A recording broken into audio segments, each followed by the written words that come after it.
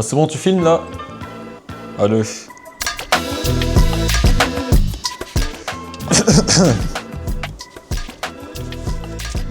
Nicolas Lambert, CEO de Econova. On a reçu des accusations ces derniers jours de la part de Enquête Verte. Quand on a créé cette SCOP en 2021, on s'est promis une chose, la transparence totale. Alors aujourd'hui, pas de langue de bois, pas de communiqué rédigé par les avocats, on va regarder les faits face à face. Bon, déjà, on nous accuse de mentir sur nos taux de fibres recyclés. La réalité, c'est que la majorité de nos vêtements dépassent bien les 50%. Mais c'est vrai, sur certaines pièces plus techniques ou légères, on descend à 30%. C'est écrit sur nos fiches produits, mais on l'a noyé dans la communication globale. C'est un manque de clarté d'autre part. Dès aujourd'hui, on harmonise nos affichages pour que le pourcentage exact soit visible en un coup d'œil, sans ambiguïté. Deuxième point, le 100% local. On a beaucoup communiqué sur nos ateliers français, et c'est vrai, 60% de notre production est faite ici. Mais 40% de nos pièces sont produites en Portugal, parce que certains savoir-faire techniques sont plus accessibles et que leurs normes écologiques sont strictes. On ne l'a jamais caché, c'est sur nos étiquettes, mais on ne l'a pas assez mis en avant non plus. On a été maladroit. On va afficher notre double ancrage France-Portugal de manière transparente sur la page d'accueil de notre site. Enfin, le zéro déchet. On a utilisé ce terme de manière très optimiste.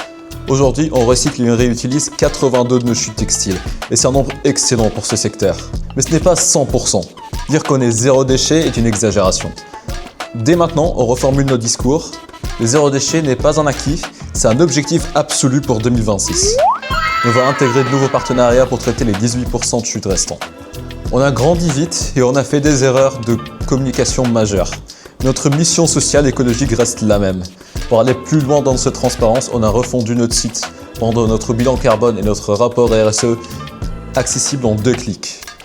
Merci à ceux qui nous poussent à être meilleurs, on avance ensemble. J'ai dit ce que j'avais à dire là. Voilà. On va chercher à manger où? Nicolas Lambert, CEO... mauvais truc. Arrête de vouloir prendre une voix. C'est pas moi que je fais là, c'est un autre mec. J'essaie de faire genre un CEO qui semble genre qui va faire semblant qu'il est désolé. Ouais. Ah, je vais me foutre. Nicolas Lambert, CEO de... Quand on était créé en 2020... Quand on était créé... Quand je nous ai créé... C'est un marque de clarté de notre part. C'est un marque de clarté. Ça se voit que je lisais.